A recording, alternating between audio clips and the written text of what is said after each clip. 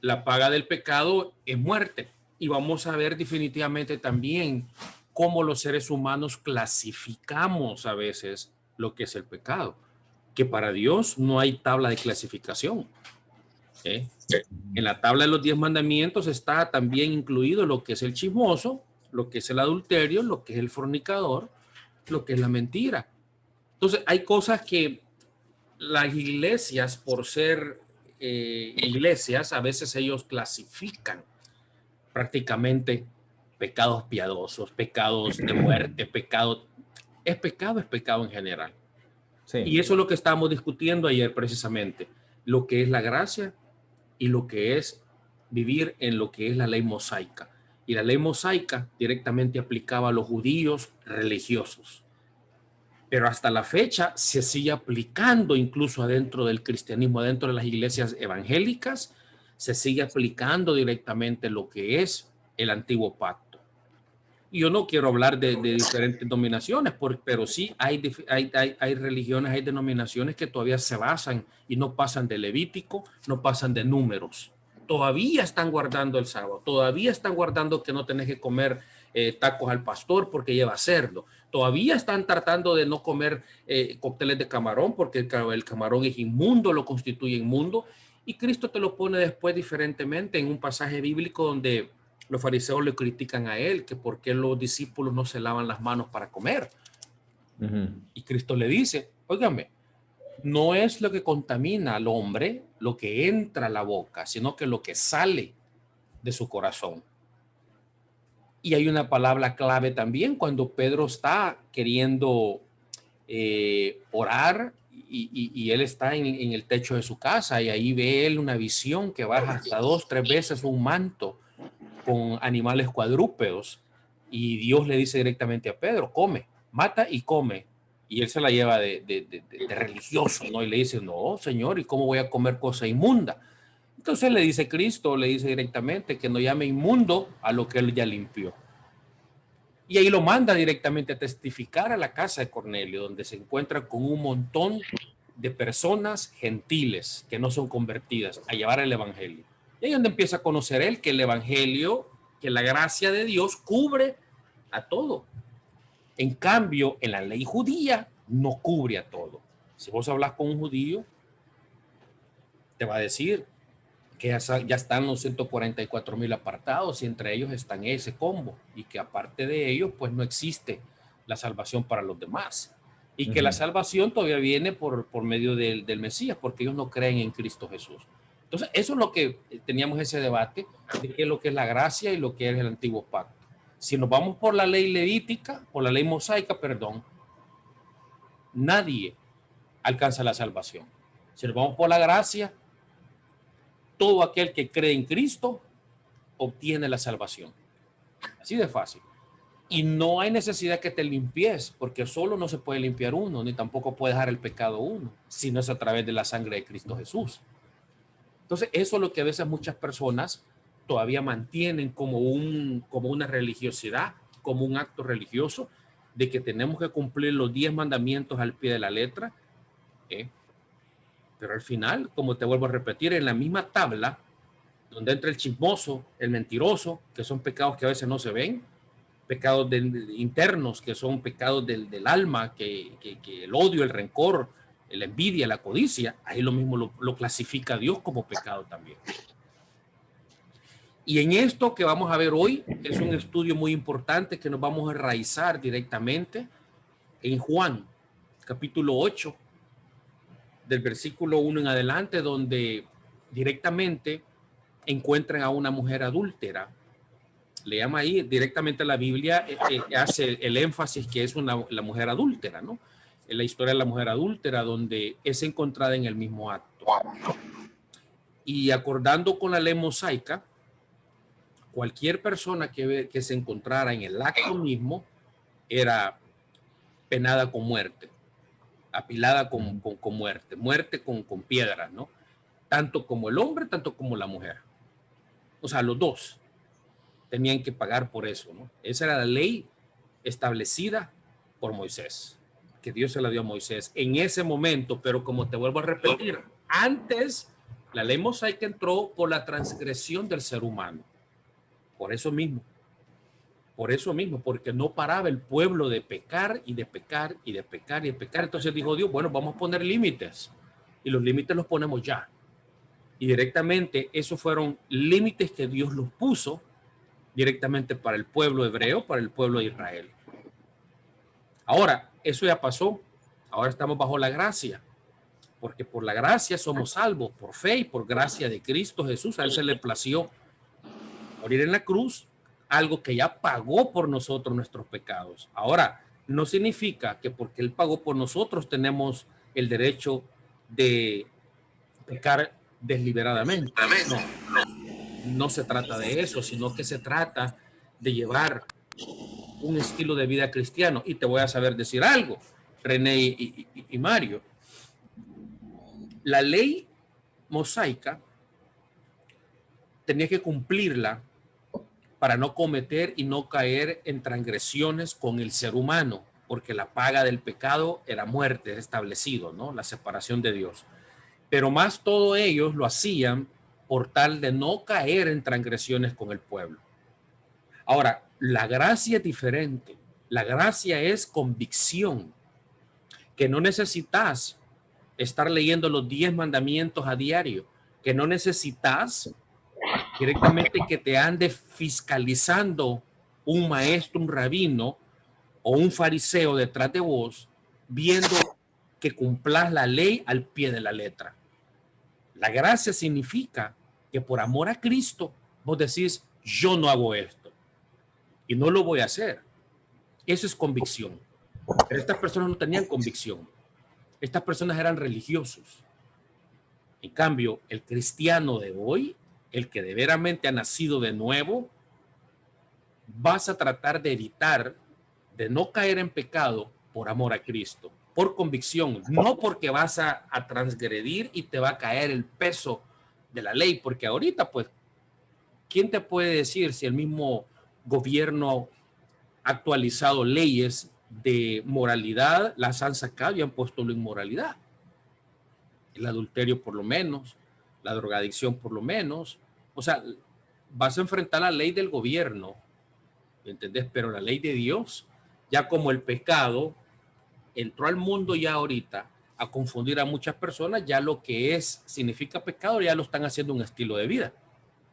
Habla con un inconverso y le decís, vos, mire, el tomar, el usar drogas, el adulterar, el gozar los placeres del mundo es pecado. Te va a decir él, usted está loco, no te va a entender, no te va a entender. Pero en las cosas de Dios, en el mundo religioso, en el mundo espiritual, las cosas se encajan. Las cosas se encajan.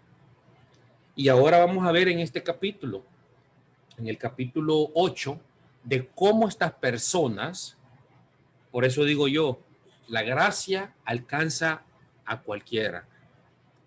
Hay personas que todavía piensan que hay que caerle el peso de la ley al homicida, al violador, al, ¿qué te puedo decir yo? A la persona que comete asesinato en serie, como quien dice, bueno, voy a acabar con toda la familia. Claro, el dolor va a estar ahí, pero los ojos del ser humano no lo van a ver con misericordia, sino que lo va a ver puede ser hasta con odio, a exigir que tiene que ser juzgada esa persona y que no tiene una oportunidad de salvarse ni de la muerte propia física. Y va a exigir hasta la pena de muerte en algunos de los casos. Pero para Cristo Jesús la cosa es diferente. Por eso es que muchas personas no están de acuerdo. Y si vos comentás con cualquier persona por qué razón el que estaba en la cruz, habían dos personas en medio de Jesús. Medio Jesús él estaba en medio de dos personas a la par. Y una de ellas directamente Cristo le confiesa directamente que hoy vas a estar conmigo en el reino de los cielos. Y como así dice la gente, si está ahí colgado es por algo, no están por buenas personas, ¿no? La cruz era la pena más baja que pudiera darle, la sentencia más baja que le pudieran dar en el tiempo de Cristo. El que moría crucificado se consideraba te lo digo, lo peor que puede haber en el tiempo de Cristo Jesús. Era un, ¿qué te puedo decir yo? Lo peor, lo peor, lo peor. Y directamente ahí tiene misericordia. Y si Cristo le dice que va a estar con él, y va a estar con él. Entonces, tiene la potestad él directamente de perdonar. No hay ningún pecado que Cristo no perdone. No hay ninguno, por muy grande que sea. Pero el ser humano, una media ofensa nos cuesta a nosotros pasar por alto o perdonar. Entonces, para que vean la mente de Cristo, el corazón de Cristo, a comparación de nosotros, estamos lejos, lejísimos, lejísimos. Y vamos a ver aquí con detalles esto. Ahora, quiero leer algo. Yo saqué unas notas, quiero compartir con ustedes. Fíjate, en algunas denominaciones de iglesias clasifican el pecado en dos grupos. Esto quiero para que ustedes se den cuenta de esto. En dos grupos. El grupo de pecados mortales y el grupo de pecados veniales o venial. Esta es una tradición de las iglesias. Los pecados mortales generalmente lo definen como pecados graves, deliberados, e incluyen acciones como asesinato, violación, adulterio, robo, etc. Y los pecados veniales generalmente se describen como pecados más pequeños, en los que las personas no son completamente conscientes de la acción o no consentían completamente la acción. Un ejemplo, yo me emborracho, yo me endrogo, pero como no estoy consciente de lo que estoy haciendo y pierdo el juicio, ya, no sé lo que pasó la noche anterior, no me acuerdo, pero transgresiste, quebraste lo que tal vez una ley moral o la ley que Dios ha establecido. Posiblemente mataste, posiblemente fornicaste, posiblemente abusaste sexualmente, posiblemente robaste. Pero ¿qué dice el siguiente día la persona? Es que no estaba en mi juicio cabal. No estaba en mi juicio cabal. ¿Por qué me están juzgando? Todavía con derecho puede decir, ¿por qué me están juzgando si no era yo? Entonces, ¿quién era entonces? ¿Quién era entonces? ¿Vas a culpar el licor? Pero antes de ingerir el licor, la gente sabe todavía.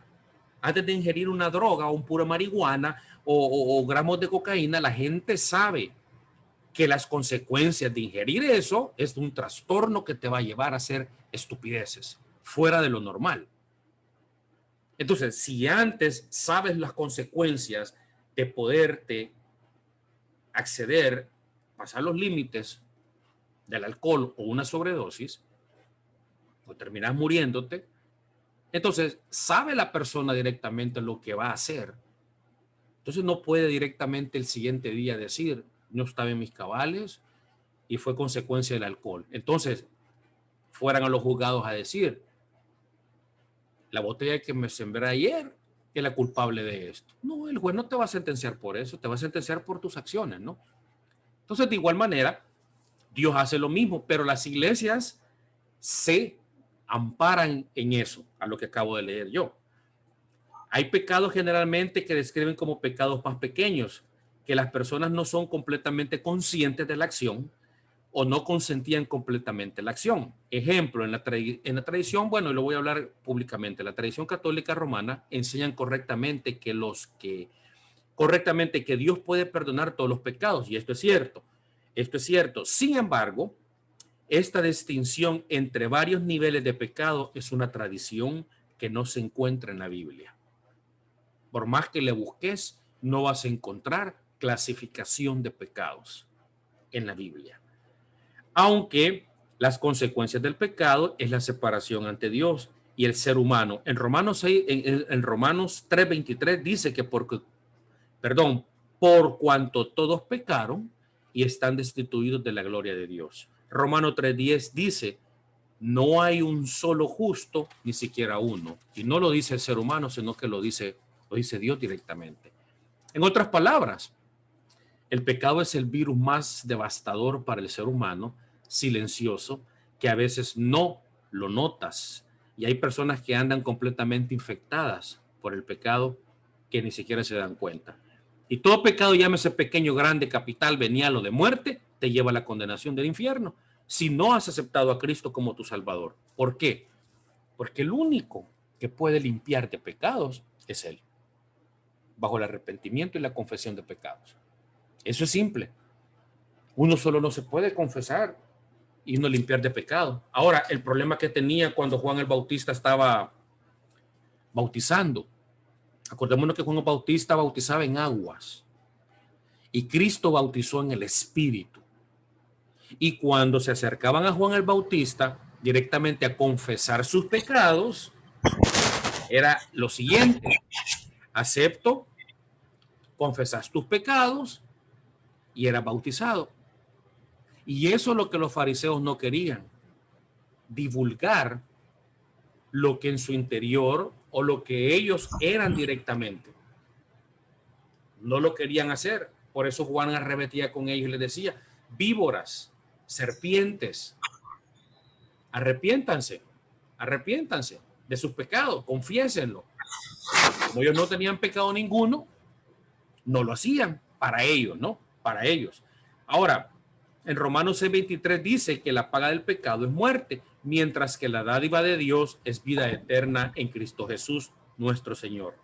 Así que la tradición de clasificar los pecados en varios niveles se basa en los estándares humanos con respecto al pecado, no en la visión de Dios, porque Cristo no hace clasificación de pecados. En la misma categoría donde está el chismoso o el mentiroso, también está el asesino y el adúltero y el fornicario, lo que se conoce las obras infructuosas de la carne o pecados de la carne, que están ahí en Gálatas 5, 19, 21. Ahora, si me haces el favor, primo, si tenés tu Biblia a la mano, quiero que me leas nomás ese pasaje. Esta es una introducción antes de entrar al tema, que es en la mujer adúltera. En Gálatas 5, 19, si la tenés ahí, léeme Gálatas 5, 19, 21. Vamos a ver qué es lo que dice Gálatas 5, 19, 21, referente a lo que estoy hablando, referente al pecado.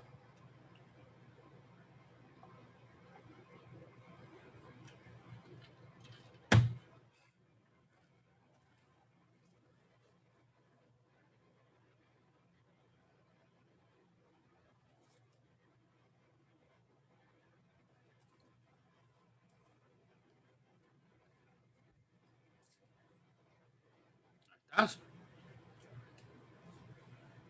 Ahorita. Gálatas 5, 19 al 21.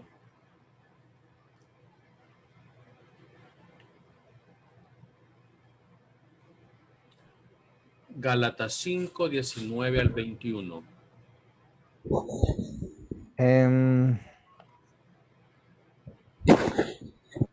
Y manifiestas son las obras de la carne, que son adulterio, fornicación, inmundicia, lascivia, idolatría, hechicerías, enemistades, pleitos, celos, iras, contiendas, disensiones, herejías, envidias, homicidio, borracheras, orgías y cosas semejantes a estas, acerca de las cuales os amonesto, como ya os lo he dicho antes, que los que practican tales cosas no heredarán el reino de Dios. Es bien claro. El pasaje bíblico es bien claro.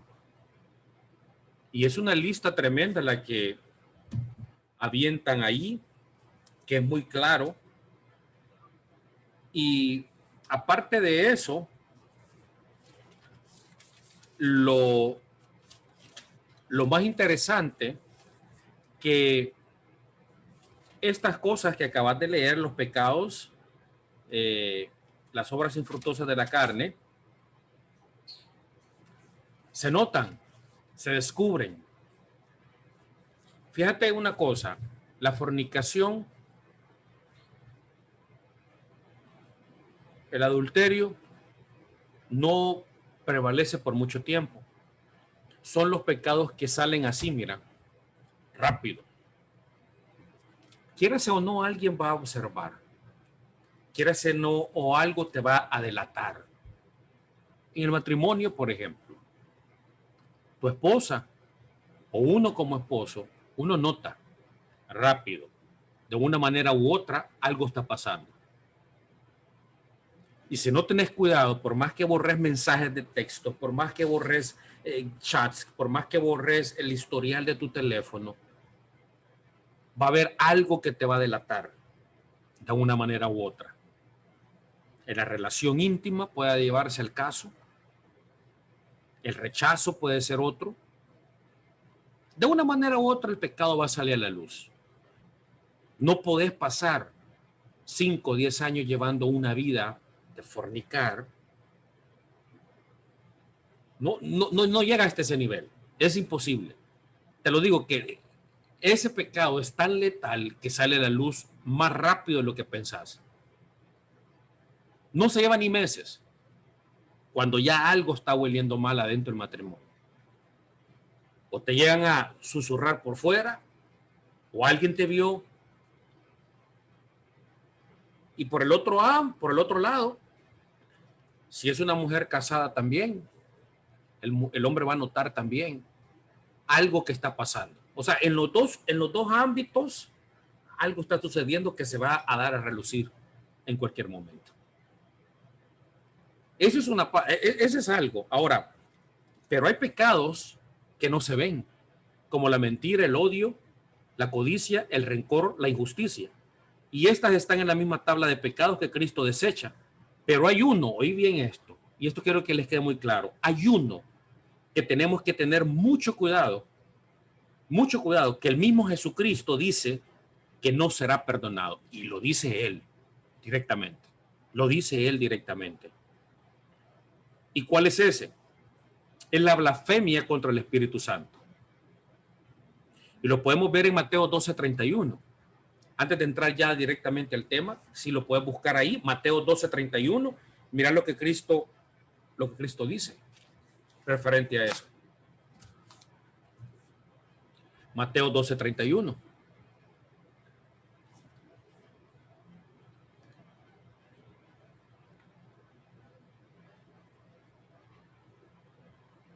Blasfemia será perdonado a los hombres, mas la blasfemia contra el Espíritu no les será perdonada. Repetímelo otra vez, Mario, por favor. Por tanto, os digo, todo pecado y blasfemia será perdonado a los hombres, mas la blasfemia contra el Espíritu no les será perdonada. Y el Espíritu Santo es el mismo él, de la Santa Trinidad. Entonces, de un lado a otro, si le queremos buscar como le queramos buscar, transgresamos lo que es la ley. Ahora me llama mucho la atención este pasaje bíblico que vamos a leer en estos momentos.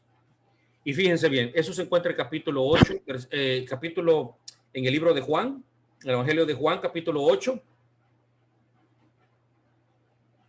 Vámonos al capítulo 8 y vamos a leer del versículo 1 al 11. Lo vamos a leer algo rápido. Fíjate, aquí Cristo Él está sentado directamente. La historia, si retrocedemos en los contextos anteriores, Cristo está enseñando en la sinagoga después de la fiesta de los tabernáculos. Después de la fiesta, si retrocedemos de los capítulos 6, 5, 4, 3, vamos a darnos cuenta cuando es la fiesta de los tabernáculos y Cristo atiende también a la fiesta de los tabernáculos, pero ya ahí ya andan buscándolo a él para liquidarlo. Y ese se presente incógnitamente, no por miedo, por temor a las personas o porque él ya sabía lo que iba a pasar, pero lo encuentran y entran en un diálogo, en una discusión. Bueno, al final del día, cada quien se va para su casa, pero él no se va para su casa, él se va a los Montes de los Olivos a orar. Y directamente el siguiente día llega a la sinagoga a enseñarles a las personas. Entonces, él está, fíjate bien, después de todo ese suceso, él está enseñando. Y vamos a leerlo aquí directamente. Dice en el capítulo 8, bueno, en el capítulo 7, en el versículo 53, después dice, cada uno se fue a su casa. Capítulo 8. Y Jesús se fue al monte de los olivos y por la mañana volvió al templo y todo el pueblo vino a él y sentado él les enseñaba. Entonces los escribas y los fariseos le trajeron una mujer sorprendida en adulterio. Síganme con cuidado. Y poniéndola en medio, le dijeron: Maestro, esta mujer ha sido sorprendida en el acto mismo de adulterio. Y en la ley nos mandó Moisés apedrear a tales mujeres. ¿Tú pues qué dices? Están tramando algo fóbico. Están tramando algo devastador. Los escribas, se los voy a explicar, eran las personas consideradas en el pueblo judío que ellos eran directamente los que escribían los acontecimientos, los encargados de trasladar, de hacer un translated, de escribir lo que era la ley de Moisés. O sea, por lo tanto, ellos tenían un conocimiento alto, de un alto nivel de lo que era la ley. Sabían de pe a pa. No había alguien que se podía comparar a ellos. Ellos eran los maestros, eran los cátedros de directamente que ellos tenían y sabían bien lo que las escrituras hablaban. Los escribas, los fariseos eran personas directamente altos religiosos que se denominaban por cumplir la ley. Eran los impunes, los que no pecaban directamente, los que no pecaban, los que se... Bueno, es más, los fariseos se consideraban, y la misma palabra lo dice en griego y en latín también, que son personas apartadas. Son personas apartadas directamente que cumplen, supuestamente ellos cumplían la ley, acordado la ley de Moisés. Eran unas personas que cumplían al pie de la letra lo que es lo que eran las Sagradas Escrituras, lo que era el Pentateuco, lo que es la ley mosaica. O sea, los dos bandos, los escribas y los fariseos, llevan a esta mujer. Pero oigan bien esto, quiero que hagan una figura, quiero que se imaginen algo. Cristo, fíjate Mario, fíjate René, Él les está enseñando. Él está sentado enseñándole a la gente, dándole su doctrina, y de repente aparecen los escribas y los fariseos con esta mujer que acaban de descubrirla en el acto. Ahora mi pregunta es esta: ¿cómo se dieron cuenta? O sea, vamos a leer en los versículos después, adelante. ¿Cómo es posible? Desde ahí comencemos a poner cabos.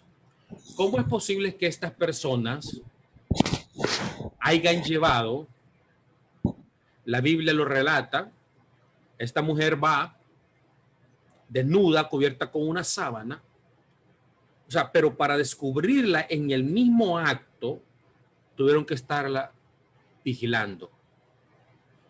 Entonces, esto no es así por así. Ya estaban ellos de chismosos, de metidos, tratando de observar más de lo que tenían que observar la privacidad de la persona. Entonces la tenían vigilada. Y no solo eso. ¡Pum! Cayó el pescado. Rompamos la piedra, perdón, la puerta. Entremos, agarrémosla. Pero también hay otra cosa que me llama la atención. ¿Por qué no llevaron al hombre también? Cuando la ley también es explícita, que tanto la mujer como el hombre tienen que pagar por lo mismo.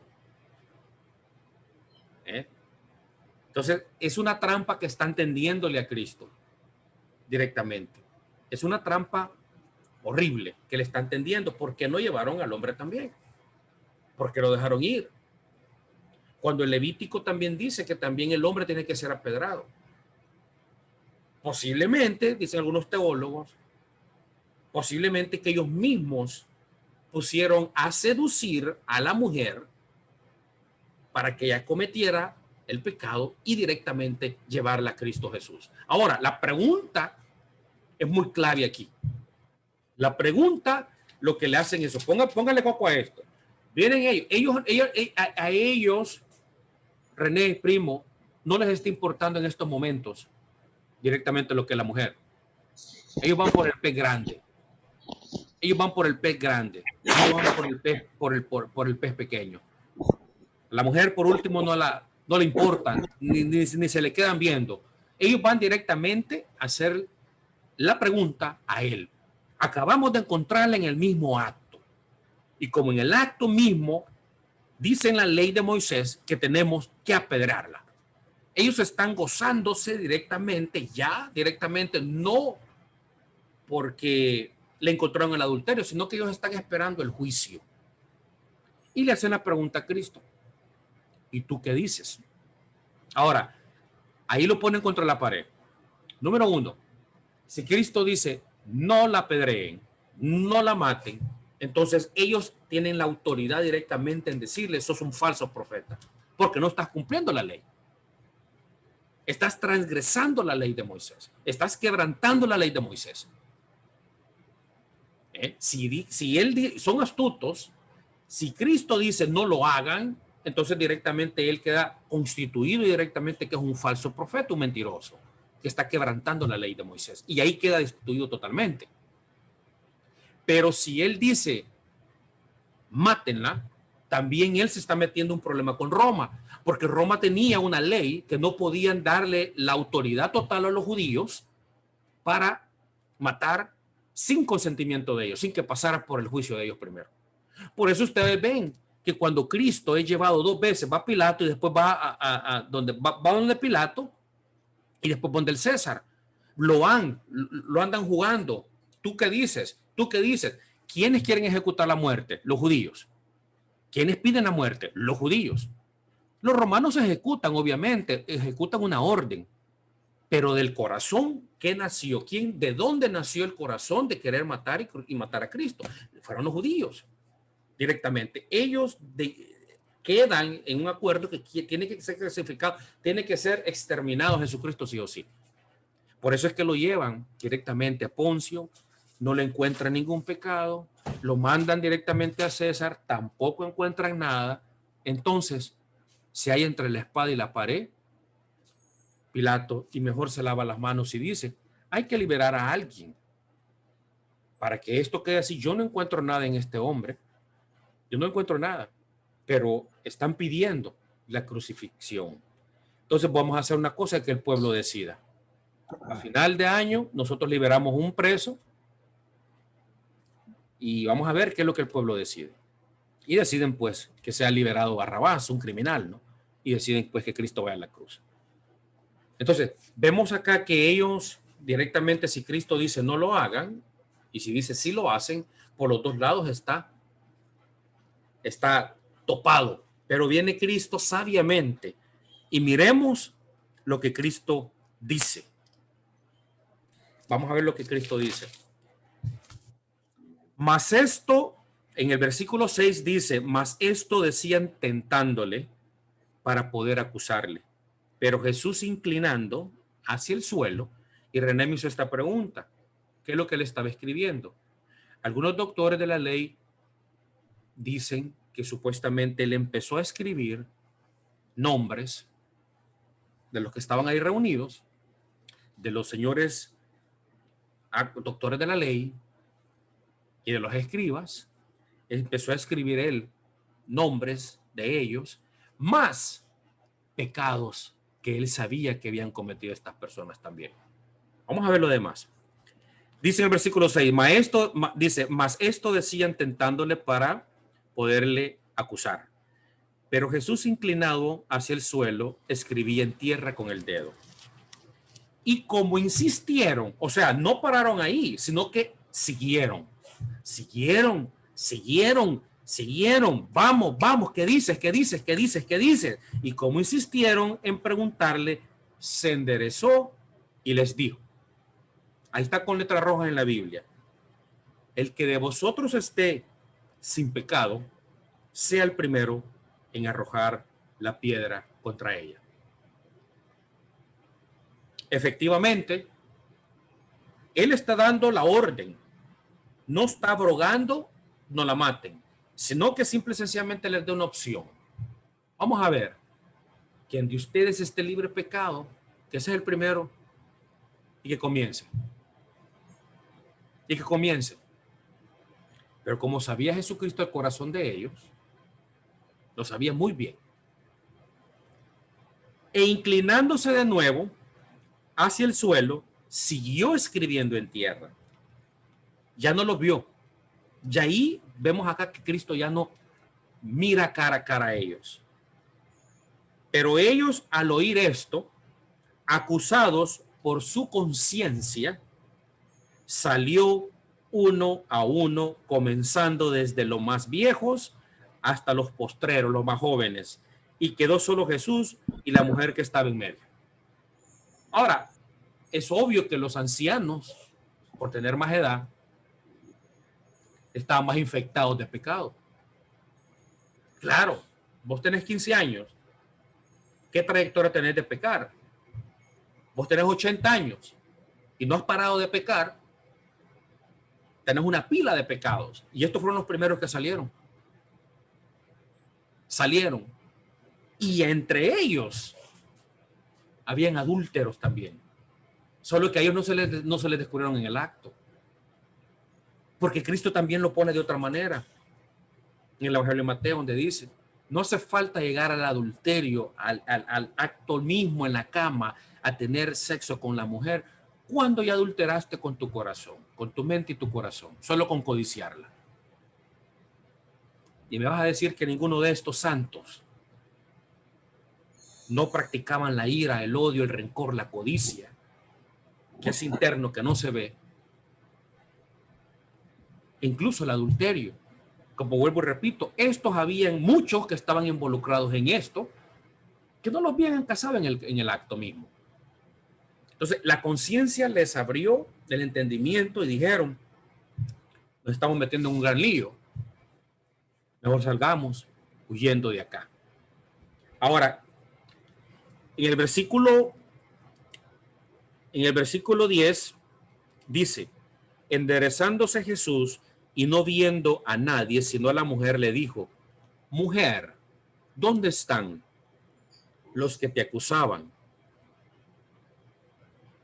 ¿Ninguno te condenó?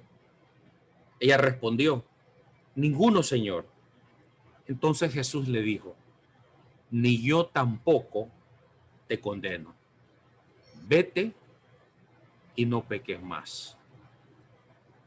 O sea, esa gran misericordia, eso es lo que es la gracia. A esto es lo que quiero llegar yo. Esa es la gracia.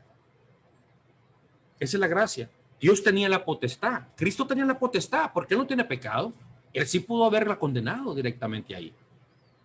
Hacer cumplir directamente lo que es la ley. Directamente. Pero él dio un chance, una oportunidad. Y le dio una condición también.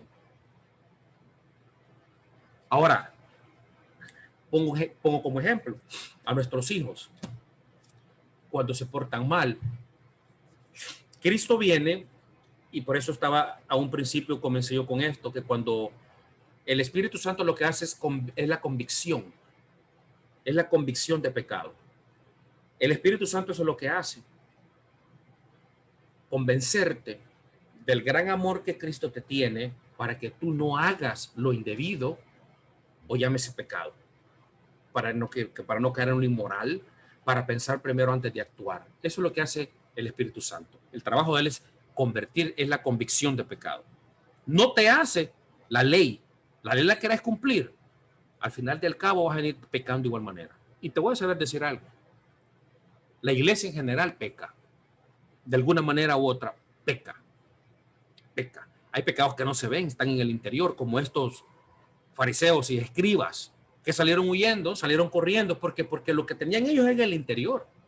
Entonces hay personas que cuando dicen que son santas y que llevan la santísima ley en el corazón y que Él es santo y que aquí, que allá, te están hablando pura regolera.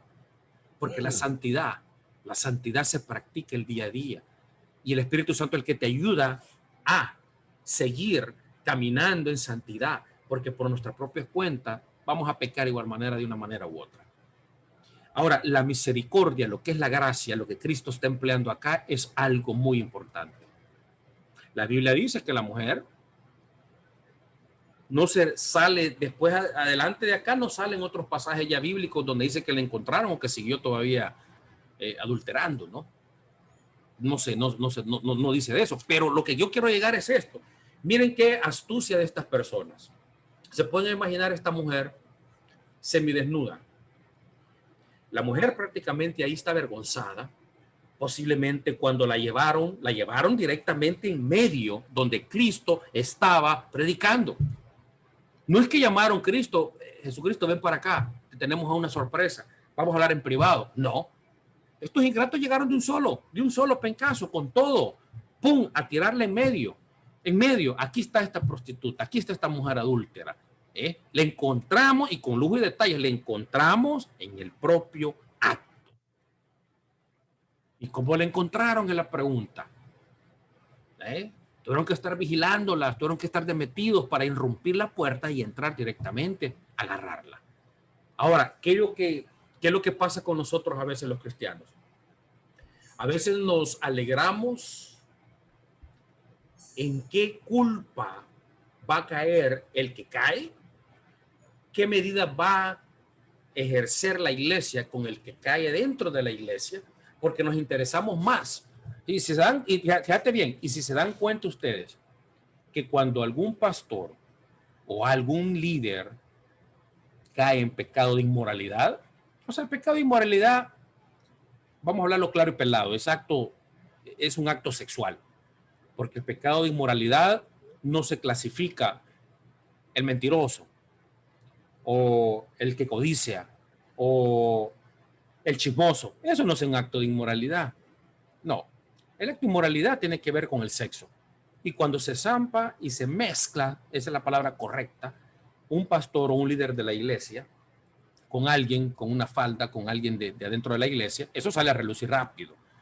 ¿Y qué es lo que la gente dice? No, ese debería de estar destituido, deberían de sacarlo, deberían de ponerlo en cuarentena, deberían de disciplinarlo por lo menos 8 años para que no venga a la iglesia.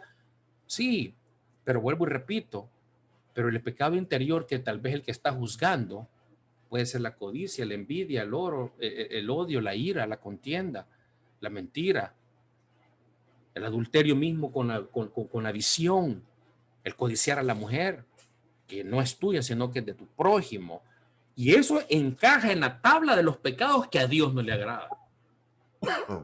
Entonces, ¿qué es lo que quiero llevar con esto? Que es mejor uno observar, y cuando alguien cae, eso no te lo explica mucho en la iglesia, cuando alguien cae, restaurarlo con espíritu de mansedumbre. Así lo dice Pablo. Si alguien cae, restaurarlo con espíritu de mansedumbre, ayudarlo en tu carrera profesional, primo. Cuando ves vos a una persona que anda mal, cuando ves una persona que está mal, ¿vas a llegar a juzgarlo o vas a llegar a ayudarlo, a restaurarlo? Vos sabés lo que tenés que hacer. Y vas a restaurar a la persona para que sea salva, ¿verdad? Para que no cometa un suicidio, para que no llegue más allá. Para tu preocupación como médico, como profesional, es esa, la pasión por amar a tu prójimo para ser restaurada a estas personas. Porque aparte de una profesión, es el amor que vos entregás a tu carrera. Por querer ver bien a las personas. Porque da sentimiento, da mucho dolor. Da mucho dolor. Es la tarea de como doctor que eres. Es algo que cumple las dos cosas también. A la vez que sos cristiano, tratas la manera de ayudar, de dar. O sea, no tiene pago, pues. En realidad hay un cobro por lo que se hace, sí, pero lo que se hace, lo que genera la ayuda que brindas de salvar vidas, de restaurar vidas. Eso es la gracia, eso es ser misericordioso con las personas. Y eso es lo que Cristo está aplicando acá, misericordia.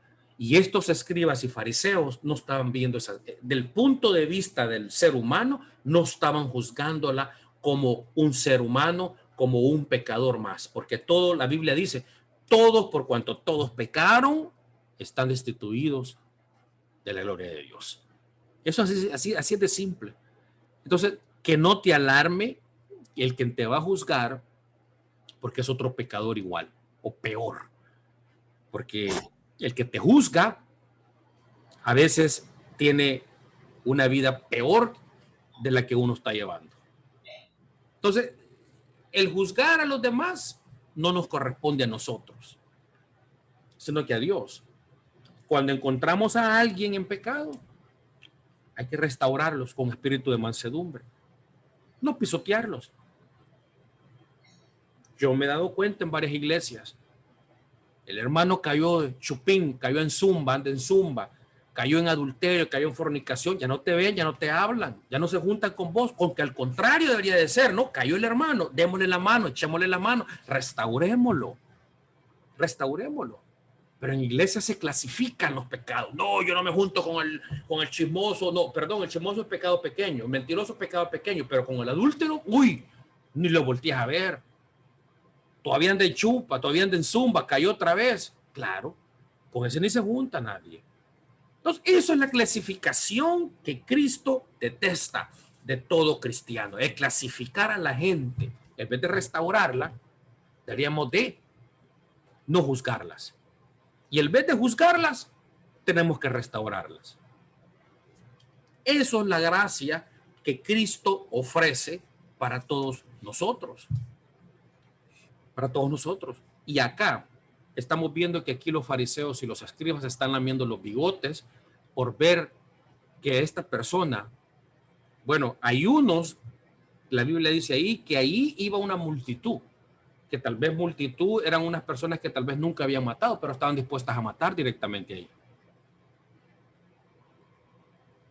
Sí, una pregunta, ¿cuántos de nosotros a veces hemos andado con piedras en la mano? Por eso cuando a mí me preguntan directamente, ¿usted considera impune? No, yo soy otro pecador igual.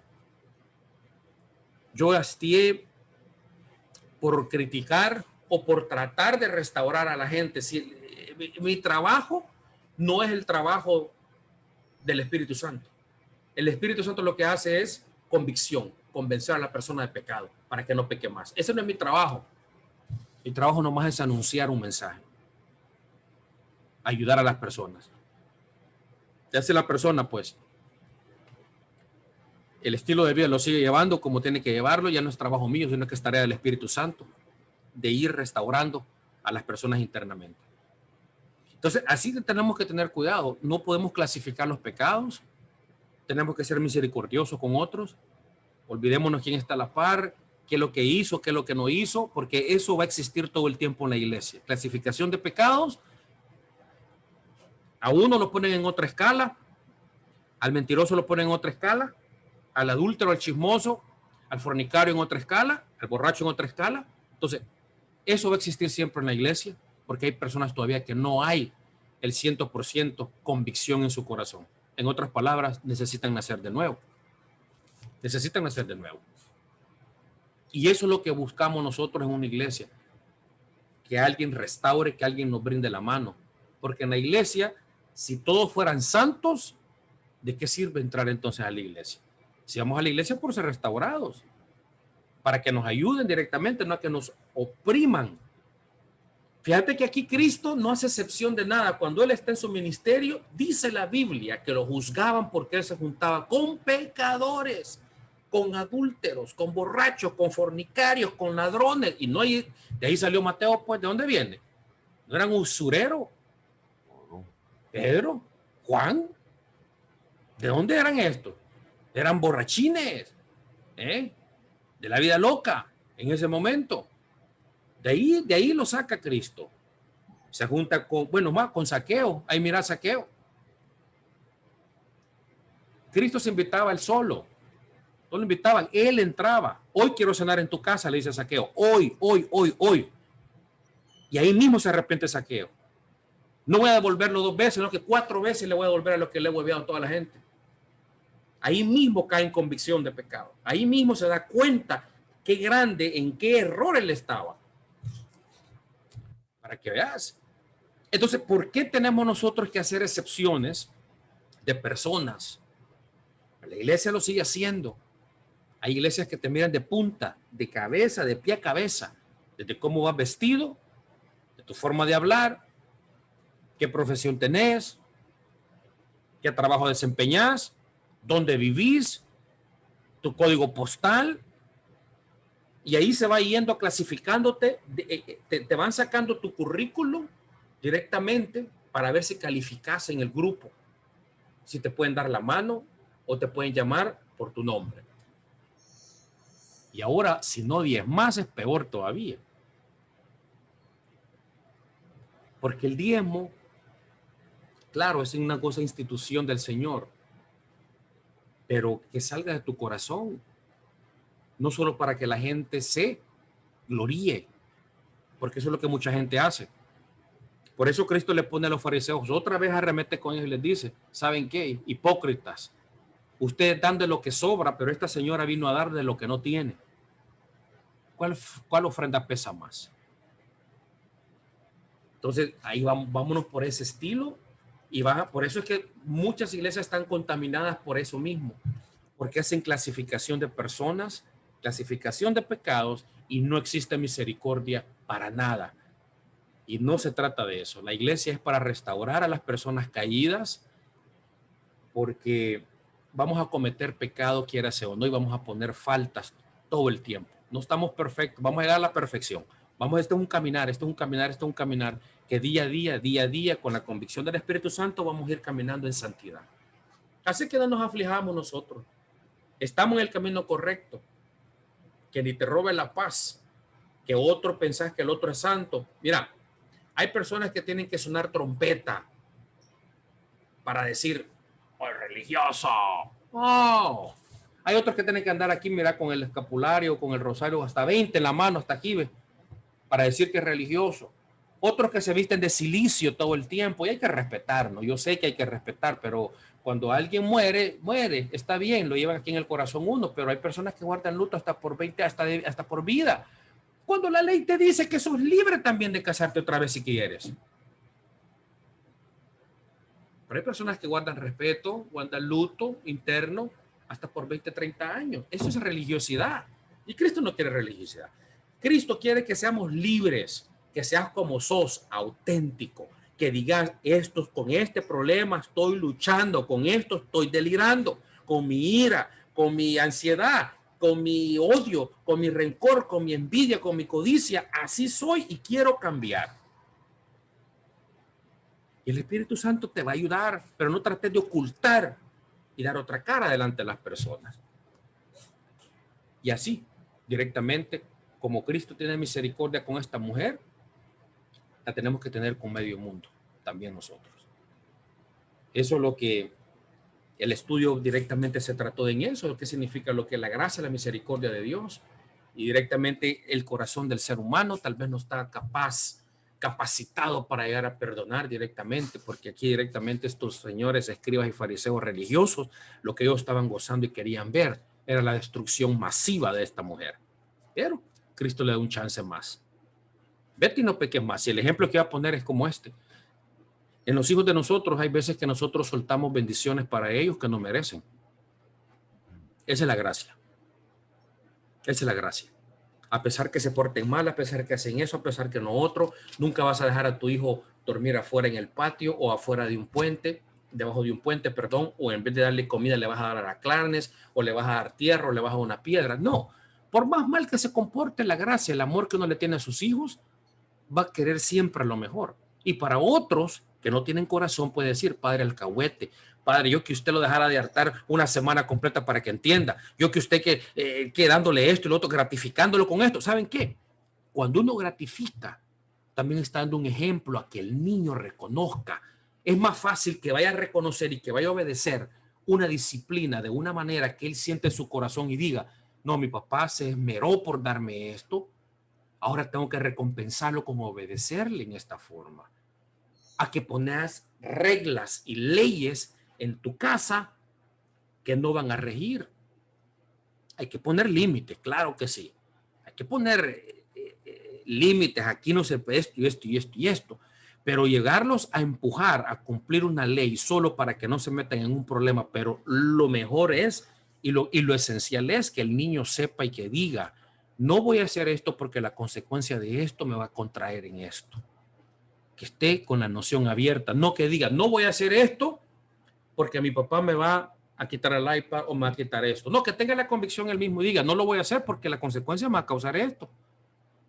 Y eso es lo que hace también en el ser, en el adulto en estos momentos ya. No estamos bajo la ley, sino que estamos bajo la gracia. Y que cuando tengamos un problema enfrente como tentación o ganas de caer o vamos a pecar, también el Espíritu Santo te está dando alarmas, cómo salir huyendo del pecado y cómo poder nosotros retenernos.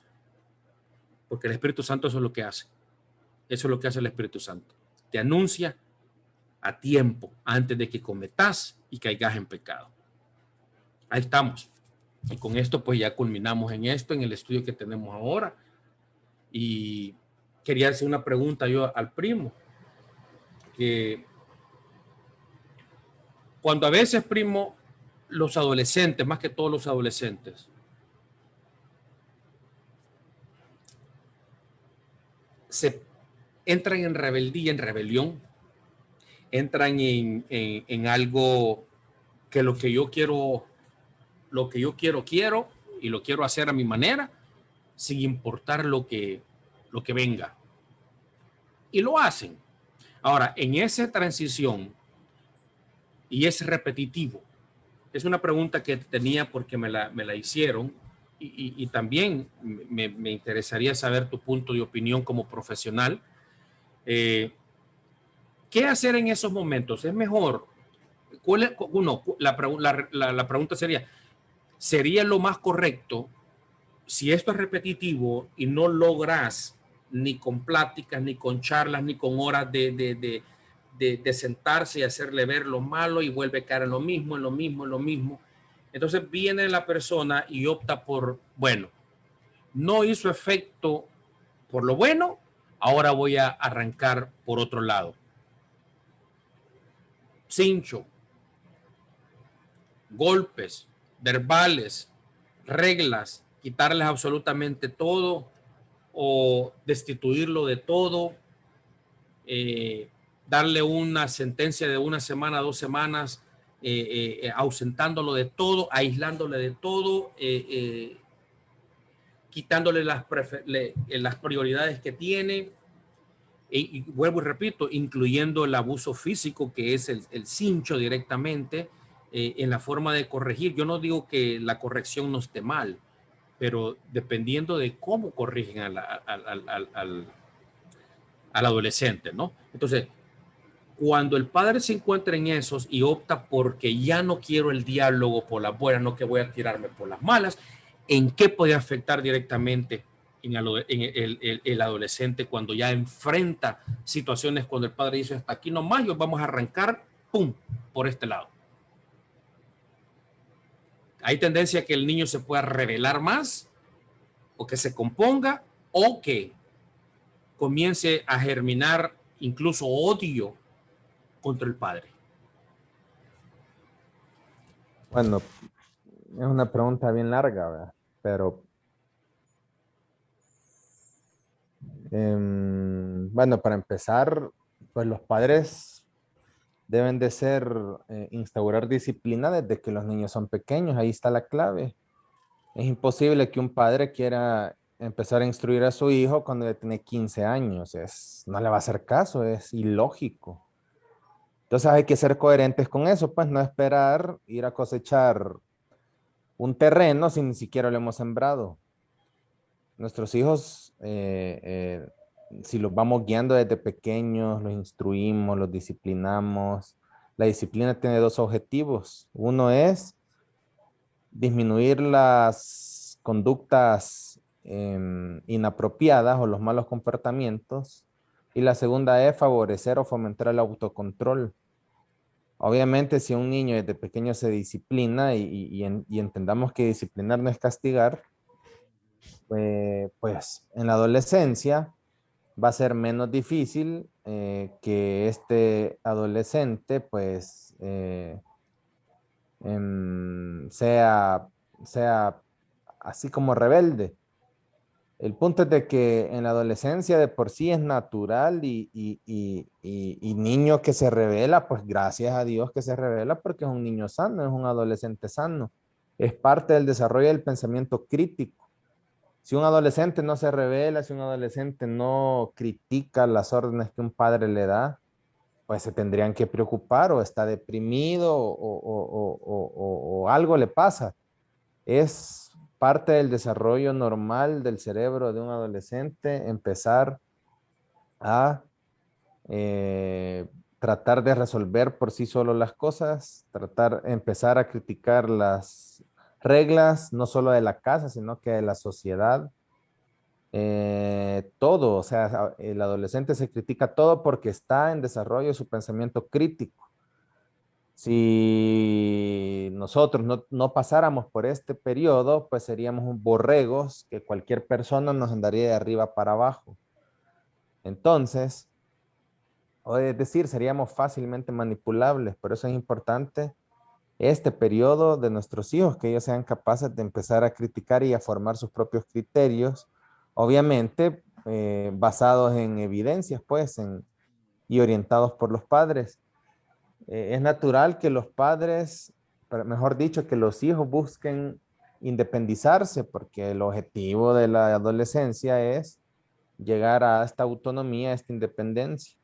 Y en estos años, desde los 10 años hasta los 21, 25 años, pues toda esa edad va a tener, todo ese tiempo va a tener la persona, el adolescente, para lograr su autonomía, su identidad sexual, su identidad como persona, su independencia, el alcance de sus metas, el establecimiento de qué es lo que quiero hacer en mi vida, encontrar como la razón por la cual tiene que seguir adelante, el plan a futuro, conocer su pareja, etcétera, etcétera, etcétera. Y en todo esto, pues va a ir en contra de lo que los papás le digan, vas a venir a las 8, a lo mejor llega a las 8:15, a las 8:30, y no porque no pudo llegar a las 8, simplemente porque no quiere sentirse que es un niño, sino que él ya está tomando decisiones. Entonces, aquí los golpes no ayudan en nada. Los adolescentes, como ya están criticando todo, pues hay que tratarlos también con crítica, es decir, ya no es solo vas a hacer esto porque yo digo, te vas a levantar a las 6, vas a barrer, trapear, lavar los platos y después bañas al perro. Eso ya no funciona porque ya no es un niño. Ujú. Entonces, hay que negociar, empezar a negociar con los adolescentes. Vaya, mira, si te despiertas temprano, me ayudas a barrer, a trapear, eh, vamos a ir a este lugar, vamos a comprar esto, vamos a ver esta película, etcétera, etcétera, etcétera. Algo que le guste es intercambiar con el adolescente labores.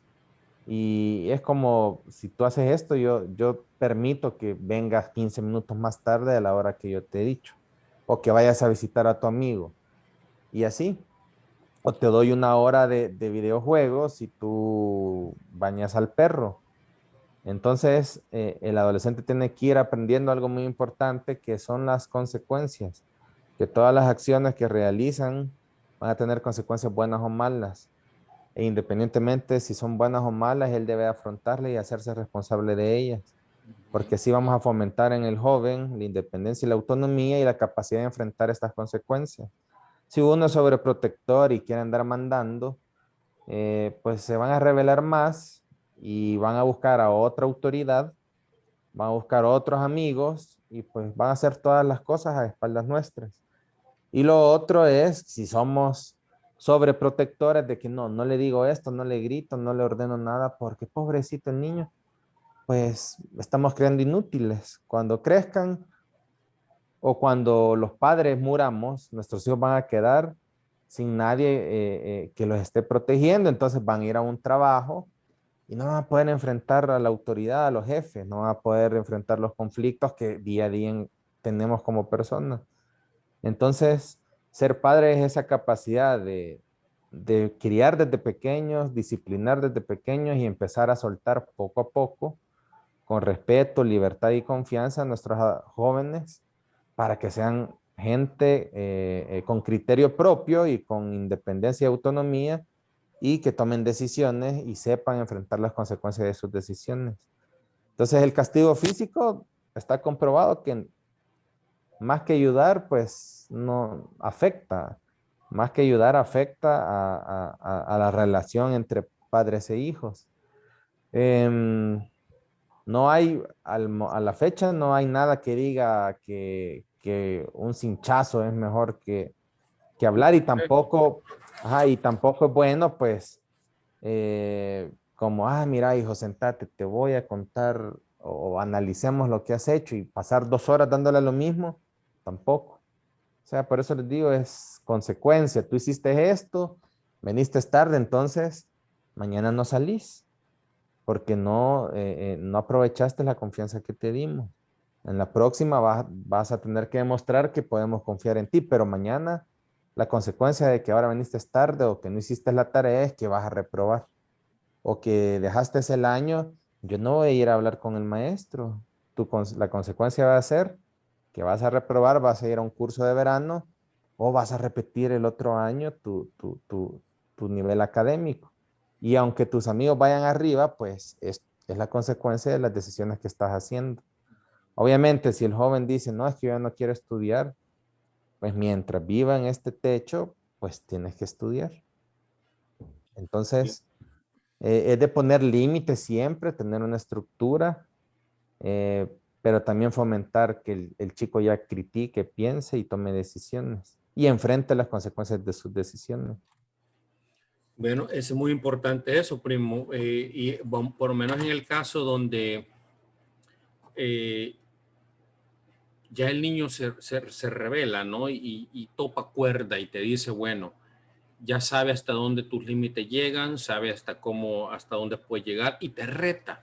Cuando ya existe el reto que se te pone ya pecho a pecho, ¿sí? He visto ya padres que se les ponen pecho a pecho ya, como quien dice, nos vamos a agarrar ya, ¿verdad? No me importa lo que usted me diga, hago lo que yo quiero hacer o lo que yo no, o lo que tú quieres que yo haga, no lo voy a hacer. Y aunque me pegues, aunque me hagas esto, aunque me hagas lo que quieras y no me importa lo que hagas, no lo voy a hacer. Y se pone en una posición de revelación. ¿Qué puedes aconsejar directamente a los padres cuando se ven ya cara a cara con ese problema, Mario?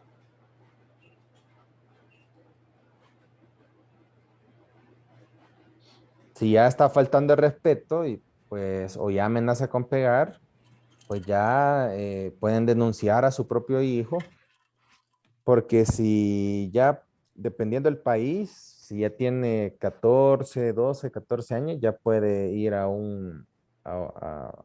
ya puede ser, al menos se puede realizar una notificación ante las autoridades, ante el Ministerio Público, es- de que los padres están siendo amenazados por los hijos. Y pues no nos vayamos tan lejos. Es común en la sociedad latinoamericana que los hijos sobrepasen y le pegan a los padres o les griten. Y eso pues ya es una violencia. Y toda violencia pues tiene que ser denunciada.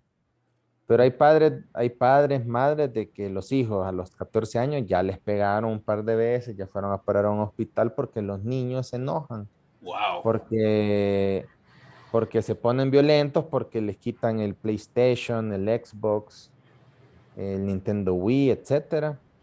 Ya se enojan o porque les quitan el internet y les interrumpen sus juegos porque han pasado 20 horas jugando, no han ido ni a comer. Entonces se ponen violentos y les pegan y ya el niño más grande, el joven ya grande por su cuerpo ya desarrollado, pues domina a la mamá, domina al papá y ya ahí se invierten los roles y es el niño o el joven quien decide qué hacer, cómo hacerlo y manda a los papás. Entonces, los papás, muchos padres optan por dejar eso sin, ay, sí, nos pega, hay que evitar enojarlo.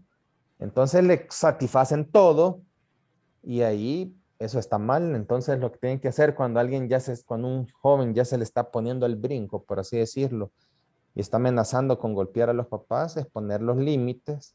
Si se pone violento, pues se llama a la policía en el momento y se levanta un acta para dejar en evidencia que, que este joven está siendo violento, y si esto sigue, pues va a terminar en un correccional. Mira, Y primo, eh, eh, que no hayan amenazas, sino que se ponga ya en rebelión, ¿verdad? Pero ya quieto, que no me importa si me va a hacer o lo va a hacer, lo va a hacer, pero no lo voy a hacer. Me vas a pegar o algo, pues no lo voy a hacer. Pero violento ya verbalmente, gritos y todo, ofensas. Eh, ¿Qué solución puede haber para tal vez estas personas? ¿Someterlos a un tratamiento de anger management o crees que es el punto? ¿Dónde es el punto donde los padres pueden actuar, donde ven ya que esto está crítico? Porque hay padres porque dicen, no, pobrecito el niño, pobrecito que no, que iba a cambiar ya con el tiempo, y no, va empeorando las cosas, o por temor a denunciarlo como tú dices. Pero en este caso, ¿qué sería el método que se pudiese ocupar para tal vez cambiar directamente esa conducta del adolescente? ¿Serán ayudas de programas contra el enojo? Pero ¿y si no quieren ir tampoco? sí, ¿Qué ahí, como te tipo? digo, trabajar con el adolescente en base a que todas las acciones y decisiones de él tienen consecuencias. Y si está enojado, si está violento, pues una consecuencia va a ser buscar ayuda profesional, psicólogos, psiquiatras, em, terapeutas que puedan ayudarle a este manejo de su agresividad o impulsividad. Eso principalmente. O sea, eso es establecer bien los límites, y eso es lo más importante con los jóvenes. Exactamente. Sí, porque lamentablemente a veces pueden ellos estar delirando, perdón, eh, pues, eso puede estar pasando dentro del hogar, pero ya fuera del hogar las consecuencias van a ser peor. Pues las consecuencias, como le digo a todos los adolescentes, que adentro del hogar, mientras estén dentro del hogar y quieran sobrepasarse con los padres, van a delirar con los padres, pero afuera, fuera de la casa, van a delirar con la justicia, que es más seria, ¿no? Y por eso han parado muchos adolescentes, muchos adultos en las cárceles, porque eh, no se han podido corregir en un momento dado y piensan que fuera del hogar todo va a ser color de rosa, pero no, es cuando enfrentan directamente lo que ya es la justicia del ser humano, ¿no? Y ahí ya hay sentencias serias y hay que tener mucho cuidado en eso los padres, porque hay que detectar a tiempo para hacer una corrección, porque yo creo que eso es progresivo, ¿va, primo? Es progresivo lo que es la agresividad de las personas, y hoy gritan, mañana le están dando golpes a los padres, ¿no? Y hasta la muerte, porque se han dado casos que también que los mismos hijos han asesinado a sus padres en rebelión, en cólera, y eso es terrible, eso es terrible. Así es que hemos estado pues pasando una noche pues excelente, y ha estado muy interesante los puntos. Muchas gracias, doctor Mario, por los aportes que nos diste. Eh, Esto porque a veces las personas lo preguntan, a mí me lo han preguntado muchas veces, y yo pues a veces por mis propios conocimientos les he dicho, pero a veces las personas no creen que tan grave puede ser lo que un adolescente, ya sea una niña, porque hasta las niñas se rebelan, pero graves, grave, de plano, se rebelan contra los padres. Entonces hay que ver un punto, tomar una decisión y poner directamente algo a marcha, no dejarle tiempo al tiempo, porque damos tiempo al tiempo, nada va a mejorar, sino que empeorar, ¿verdad?